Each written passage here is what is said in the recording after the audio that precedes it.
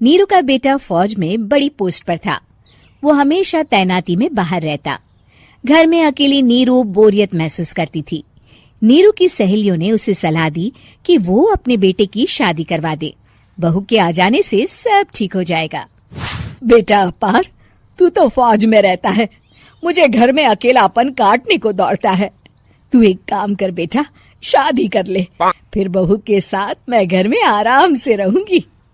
क्या माँ, मैं जब तक मेजर नहीं बन जाता शादी नहीं करूंगा। तुम कहीं घूमने जाया करो, लेकिन शादी की बात मत करो।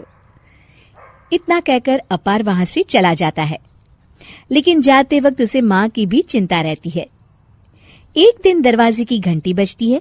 नीरू दरवाजा खोलती है तो सामने एक सुंदर सी लड़की साड़ी पहनकर सर पर पल्लू रखकर खड़ी होती है। कौन हो तुम बेटा, और तुम्हें किसने भेजा है?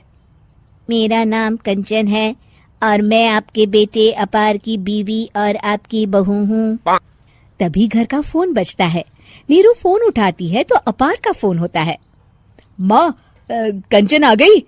वो आपकी बहू है माँ, और मैंने उससे शादी कर ली है। आप अकेली रहती है तो मैंने आपके लिए शादी कर ली माँ। अच्छा बेटा, बहू तो आ गई, बहुत सुंदर है। अब ना मैं आराम से घर में खुश रहूंगी। इतना कहकर नीरू जैसे ही कंचन की तरफ देखती है, वो उसके पैर छूती है। नीरू कंचन को आशीर्वाद देकर गले लगा लेती है।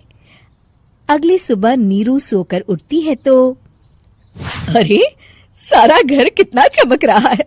इतनी सुबह घर का सारा काम किसने किया? तभी कंचन हाथ में स्वादिष्ट नाश्ता और चाय लेकर आती है और टिपॉय पर रखकर कंचन के पैर छूती है। बहू को देखकर नीरू काफी खुश हो जाती है। वो कंचन से कहती है, कंचन बेटा, आज मेरे घर में किटी पार्टी है, तुम मेरी सहेलियों के लिए कुछ अच्छा बना लेना। माँ, मुझे अच्छा बनाना नहीं आता, आप बता दीजिए, मैं बना दूंगी। अरे मैं भी तो नहीं जानती। ऐसा कर, शाम को इटालियन खाना, सी फूड और हाँ, चाइनीज खाना बना लेना, ठीक है? कंचन नीरू की बात सुनकर खुश हो जाती है। हाँ माँ, मैं तो ये सब बना सकती हूँ, आप चिंता ना करें।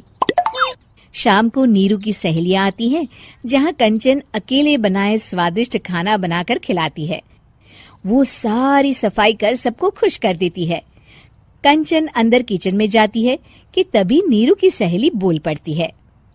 अरे नीरू, तेरी बहू तो बड़ी परफेक्ट है, तेरी हर बात मानती है और सारा काम भी अकेले करती है, तुझे शिकायत का मौका भी नहीं देती। लेकिन क्या फायदा, बेचारी नीरू का जीवन तो बहू के आने के बाद भी बोरिंग का बोरिंग ही रहा। क्यों, ऐसा क्यों बोल रही है? अब तो मेरे साथ मेरी बहू भी रहती है। हाँ, रहती तो है, लेकिन मैं ऐसी लड़कियों को बहुत अच्छे से जानती हूँ। ये सारे काम इसलिए करती है कि तुझे लड़ाई करने का कोई मौका ना मिले और तू फ्रस्ट्रेट हो जाए, समझी? नीरू भोली सूरत बनाकर कहती है, नहीं, मैं नहीं समझी। अरे, घर में सास बहू की लड़ाई ना हो तो घर भी भला घर लगता है क्या? मेरे घर में ही ले ले, सुबह से बहू के साथ लड़ाई में इतनी चहल पहल रहती है कि मन हमारा भी लगा रहता है और पड़ोसियों का भी।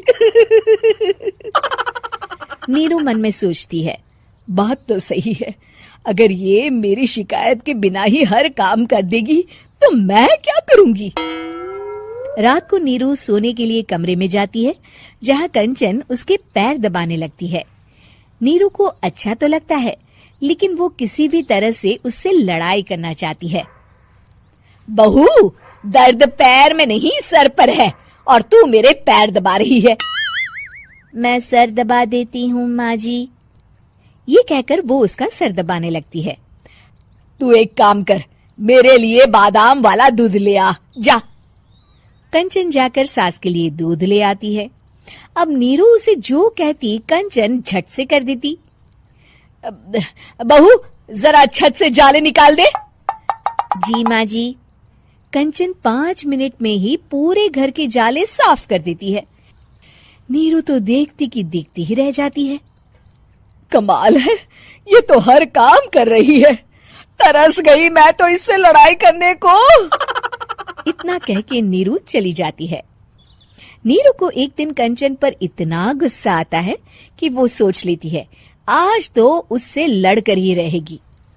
मौका देखकर नीरू कंचन को पैर से लंगड़ी देकर गिरा देती है, जिसके बाद जो होता है नीरू को विश्वास ही नहीं होता।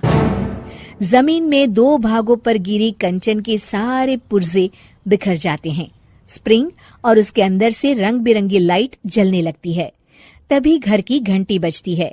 नीरू डरकर दरवाजा खोलती है तो सामने अपार खड़ा होता है। क्या हुआ माँ, तुम इतना डर क्यों गई? कंचन ने कुछ किया क्या? कुछ कहा क्या उसने? मैं अभी बताता हूँ। तभी अपार की नजर कंचन पर पड़ती है।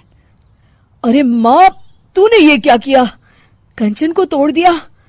तुम्हारी खुशी के लिए मैंने रॉबर्ट को तुम्हारी बहू बनाकर भेजा था, जिससे तुम्हारी हर इच्छा पूरी हो और तुम खुश रहो। माँ, ये तो इंसान थी भी नहीं, इससे तो गलती हो ही नहीं सकती थी।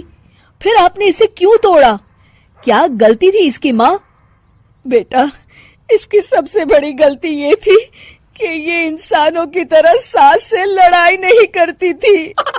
अपार माँ की बात सुनकर हैरान रह जाता है।